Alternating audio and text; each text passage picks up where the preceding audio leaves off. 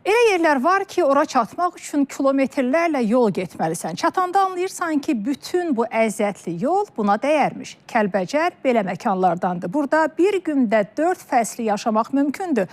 Buludlara dəyən dağların başı qarlı, ətəyində isə gün adamı yandırır. Qızmar günəşi bir anda yağış və dolu əvəzləyir. Amma Kəlbəcərin ən böyük gözəlliyi yalnız təbiəti deyil, onun əsrlərlə qorunan yaylaq mədəniyyəti, köç həyatı var. Yay gələndə yüzlərlə ailə yenidən bu dağlara üz tutur. Kimisi dolanışıq üçün, kimisi ata-baba peşəsini yaşatmaq üçün, bəziləri isə doğma torpağına həsrət qaldığı illərin əvəzini çıxır. Kəlbəcərin Qara Arxac yaylağında bir gün belə keçir. Əziyyətli, amma bənzərsiz.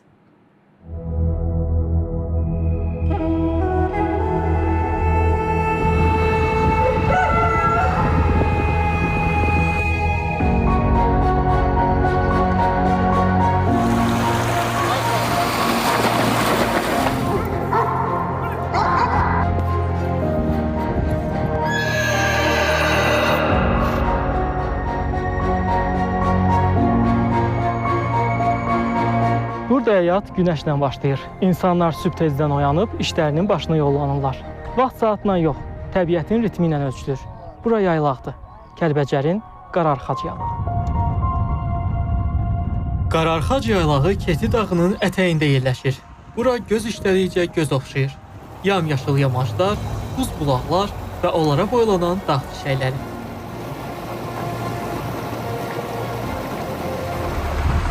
Təbiət hələ də ağ örpəyini bu yerlərdən tam çəkməyib.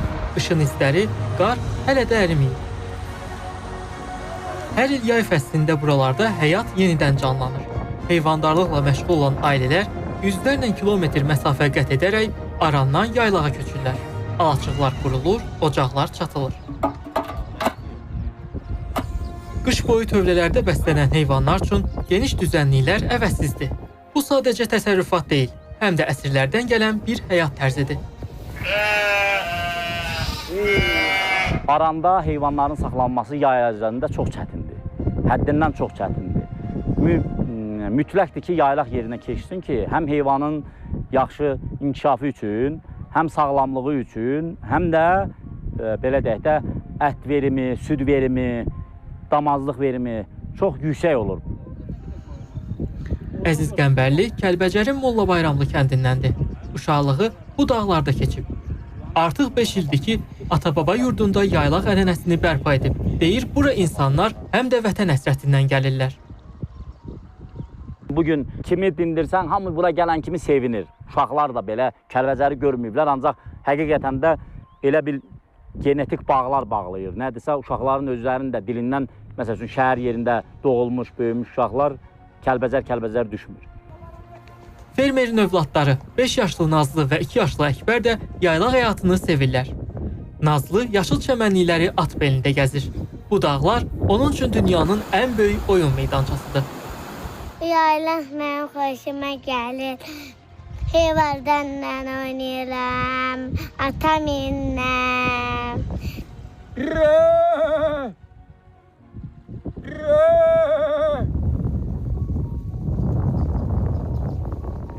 Mənim 73 yaşım var. Amma bura gələndə o yaş məndə elə bilirəm ki, elə biraz cavanlaşmışam. Əziz yaylaq mədəniyyətini atası Həbib kişidən öyrənib. Həbib kişi deyir ki, bu yaylaq ulu babalarının yurdudur. O, keçmiş günləri, yaylaqdakı şənlikləri də xatırlayır. Yaylaqda da toy da olurdu, sünnət də olurdu. Hətta bizim qədim aşıqlarımız var idi, adla deyirdilər. Toylarda at çapırdılar. Kimin atı çapırdılarsa onlara nəmər verirdilər. Qara Arxac yaylağında hazırda 15-ə yaxın təsərrüfat, 5000-ə yaxın heyvan var. Yaylaq geniş olduğundan sürünü nəzarətsiz qoymaq olmaz. Əsas yük də çobanların çiyninə düşür. Onlar günü örüşdə keçirirlər. İşləri ağırdır. Amma belə gözəl təbiətdə yorğunluqlarını unutduqlarını deyirlər.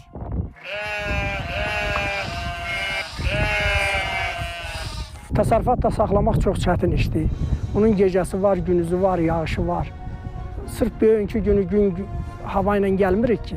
Burada çoğun olur. Burada 15 günlərdən dumandan hərəkət eləməlisən. Çətinlikləri bunlardır. Gözəlliyi də bir gün vurur, havası təmizlik, o da olur gözəllik.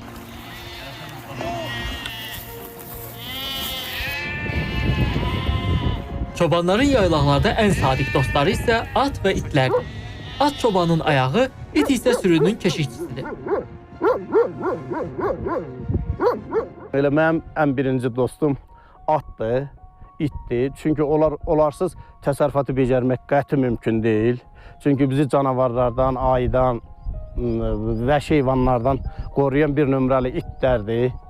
At da bizi gəzdirir, budaqlarda zirvələrə aparır, gətirir.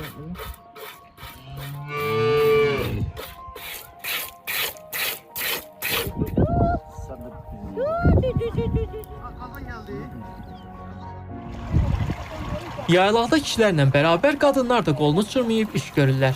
Kişilər sürülərin keşiyini çəkəndə qadınlar ocağı sönməyə qoymurlar. Yemək hazırlayır, süd sağır, toyuq cücəni bəsləyirlər. Dağda üzərimizə düşən işləri, qadınların üzərinə düşən işləri görürük.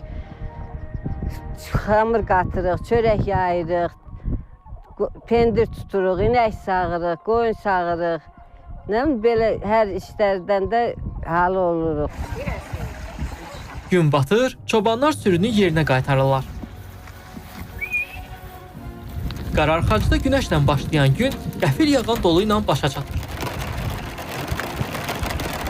Sabah günəş yenidən doğacaq və bu qədim yaşam tərzi öz axarı ilə davam edəcək.